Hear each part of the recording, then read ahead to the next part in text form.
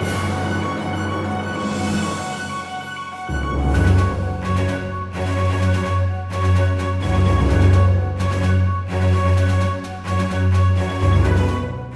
Friends, मैं doctor Mirza वकार bag, आपका paediatrician आज आपके सामने हेपेटाइटिस बी के ऊपर अपना वीडियो लेके हाजिर हूँ।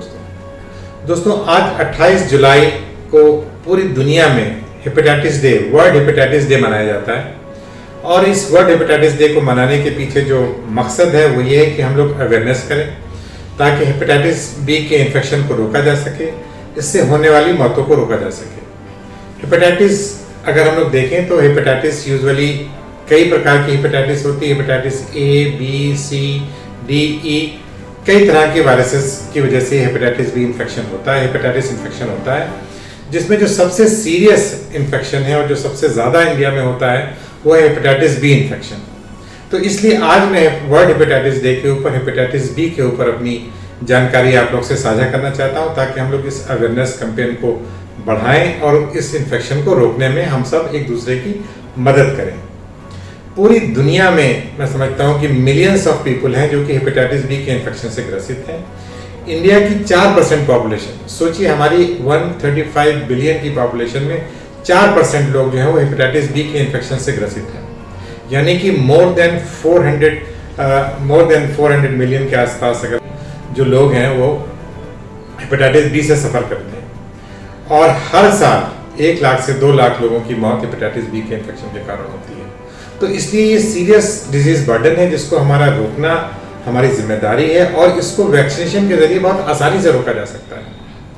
तो आइए अब समझते हैं कि हेपेटाइटिस बी के लक्षण क्या होते हैं। हेपेटाइटिस बी जैसा कि मैंने बताया कि ये एक वायरल बीमारी है, वायरस इन्फेक्शन। हेपेटाइटिस बी एक वायरस है जो कि हमारे शरीर में कंटेमिनेटेड सिरिंजेस से, ब्लड ट्रांसफ्यूजन से, अनप्रोटेक्टेड सेक्स से या फिर मदर से बेबी को ट्रांसमिशन से या जो निडल वगैरह के जो यूजर्स होते हैं, ड्रग अब्यूजर्स, उनके जरिए से, सिक्रीशन से ये हमारा हेपेटाइटिस बी जिस्म में जाता है और ये एक्यूट इन्फेक्शन कॉज करता है जिसका इंक्यूबेशन पीरियड तकरीबन 2 से 3 हफ्ते रहता है। उसके बाद इंसान को जॉन्डिस होती है जिसको हम लोग पीलिया बोलते हैं। पीलिया में आंखें का पीला हो जाना, पेशाब का बहुत पीले रंग का आना, फीवर हो जाना, कमजोरी हो जाना, उल्टियाँ हो जाना, ये सारे इसके लक्षण होते हैं। और अगर इसमें सपोर्टिव ट्रीटमेंट ही होता है, हेपेटाइटिस बी को एक्यूट स्टेज में कोई खास स्पेसिफिक ट्रीटमेंट नहीं दिया जाता है, सपोर्टिव ट्रीटमेंट देते हैं और बॉडी की इम्यून सिस्टम अगर हमारा अच्छा होता है तो इस इन्फेक्शन से हमें अपने आप क्योर मिल जाती है और हमारे बॉडी से ये वायरस निकल जाता है। तो ज़्यादातर केसेस में हेपेटाइटिस बी का एक्यूट इन्फेक्शन ठीक हो जाता है, ये क्योर हो जाता है। बट कुछ केसेस में ये इन्फेक्शन क्रॉनिक फॉर्म में चला जाता है। अगर हमारे बॉडी में हेपेटाइटिस बी का वायरस 6 महीने से ज़्यादा प्रेजेंट कर जाता है, परसिस्ट कर जाता है, तो इसको हम लोग क्रॉनिक हेपेटाइटिस बी इन्फेक्शन बोलते हैं।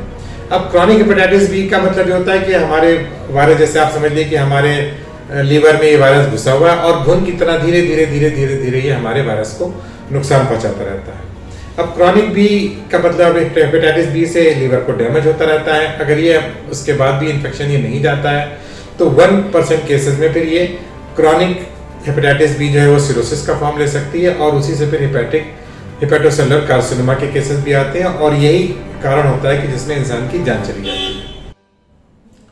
जो हेपेटाइटिस बी के जो क्रॉनिक पेशेंट्स हैं उनके लिए अब ट्रीटमेंट अवेलेबल है जिसमें इंटरफेरॉन है, लेमोविडिन है या और भी कई तरह की ड्रग्स हैं। तो अगर आपको क्रॉनिक इन्फेक्शन हो रहा है, क्रॉनिक हेपेटाइटिस बी आपको है, तो इसलिए आपको अपने लीवर के स्पेशलिस्ट को ज़रूर जाके दिखाइए और अपना ट्रीटमेंट कराइए। ये एक क्योरेबल डिजीज़ है, ऐसा नहीं कि इसका कोई इलाज संभव नहीं है, इसका आप इलाज करा सकते हैं। तो अपने डॉक्टर से ज़रूर कंसल्ट कीजिए, अपने लक्षण को छुपाने की कोशिश मत कीजिए और उसको आगे अपने जो आपके जो प्रॉपर जो डॉक्टर्स हैं, जो लीवर के स्पेशलिस्ट हैं, गैस्ट्रोएंटरोलॉजिस्ट हैं, उनको दिखा के अपना इलाज कराइए। इसके अलावा 80 to 90% केसेस में जिनको हेपेटाइटिस बी का एक्सपोजर होता है उन लोगों को पता ही नहीं होता है कि उन्हें हेपेटाइटिस बी का इन्फेक्शन हो गया है। They are known as asymptomatic carriers. वो उन्हें, मान लीजिए उनको किसी को ब्लड ट्रांसफ्यूजन हुआ या आप किसी के पास डेंटिस्ट के पास गए, उसके इंस्ट्रूमेंट स्टरलाइज नहीं थे, कहीं पर जो नॉन डिस्पोजेबल सिरिंजेस से गांव में आपने किसी झोला छाप डॉक्टर से सुई लगा ली और उसने सुई को अच्छे से स्टरलाइज नहीं किया हुआ था या डिस्पोजेबल निडल सिरिंज का यूज़ नहीं किया, तो उससे अगर आपको हेपेटाइटिस बी का इन्फेक्शन हो गया है और वो बहुत सीरियस मान लीजिए नहीं हुआ है, तो आपको एसिम्प्टोमेटिक या सब क्लिनिकल इन्फेक्शन अगर हो रहा है तो आप एसिम्प्टोमेटिक कैरियर के फॉर्म में आ जाएंगे। यूजुअली जो 60 to 80% जिन लोगों ने मान लीजिए हेपेटाइटिस बी का इन्फेक्शन कहीं से रिसीव किया है, वो 60 to 80% एसिम्प्टोमेटिक इन्फेक्शन अपने आप ही वो ठीक हो जाएंगे, उनको पता भी नहीं चलेगा। बट बहुत से लोग ऐसे हैं जो इसमें क्रॉनिक, जो जिन्हें कि हम बोलते हैं कि कैरियर बन जाएंगे, वो एसिम्प्टोमेटिक कैरियर बन जाएंगे। और ये जो लोग हैं जो एसिम्प्टोमेटिक कैरियर्स हैं, ये एक बहुत बड़ी थ्रेट है हमारे समाज के लिए, क्योंकि इनको खुद नहीं पता है। और इनके अगर मान लीजिए उसकी वो फीमेल है और बच्चे को डिलीवरी करती है तो उसके बच्चे में ये ट्रांसमिट हो सकता है, सेक्सुअल इंटरकोर्स के दौरान उसके हस्बैंड को हो सकता है। इसी तरह यदि पुरुष को है तो वो अपनी वाइफ को ट्रांसमिट कर सकता है, वाइफ अपने बच्चे को ट्रांसमिट कर सकती है। तो इस तरह से जो एसिम्प्टोमेटिक कैरियर्स होते हैं, ये बहुत खतरनाक एक तरह की कम्युनिटी है, जो कि इनको खुद भी नहीं पता है और वो दूसरों को भी इन्फेक्शन फैलाते रहते हैं। तो इसलिए जो रूटीन टेस्ट में हम लोगों को, जो हम लोग कोई किसी ऑपरेशन से पहले किसी को भी एडमिट करते हैं, तो उसमें हेपेटाइटिस बी, हेपेटाइटिस सी और HIV की स्क्रीनिंग जरूर कराते हैं, क्योंकि जाहिर सी बात है अगर कोई patient hepatitis B S antigen positive आता है तो फिर उसके हम लोग और मार्कर्स की स्टडी करते हैं और उसके फिर ऑपरेशन में प्रॉपर प्रिकॉशन लिया जाता है। क्योंकि अगर आप ऐसे पेशेंट्स को ऑपरेट कर रहे हैं तो सर्जन को भी रिस्क है कि वो ऑपरेशन के दौरान उसको कहीं कट हो गया, निडल लग गई तो उसको इन्फेक्शन हो सकता है, और हमारे इंस्ट्रूमेंट भी उस तरह से फिर स्टरलाइज नहीं होते हैं। तो अगर हेपेटाइटिस बी का या हेपेटाइटिस सी का कोई पेशेंट सर्जिकली प्रोसीजर्स के लिए जाता है तो उसमें डबल ग्लव्स पहन के डॉक्टर ऑपरेट करते हैं, उनके इंस्ट्रूमेंट्स को स्पेशल तरीके से फिर ऑटोक्लेव हम लोग कराते हैं ताकि ये इन्फेक्शन किसी आगे को ट्रांसमिट ना हो सके। तो ये तो हुआ इसके ट्रांसमिशन का तरीका। अब आते हैं प्रिवेंशन। अब जो हेपेटाइटिस बी के जो सबसे इम्पोर्टेंट और कारगर जो बचाव का जो तरीका है वो है हेपेटाइटिस बी का वैक्सीनेशन।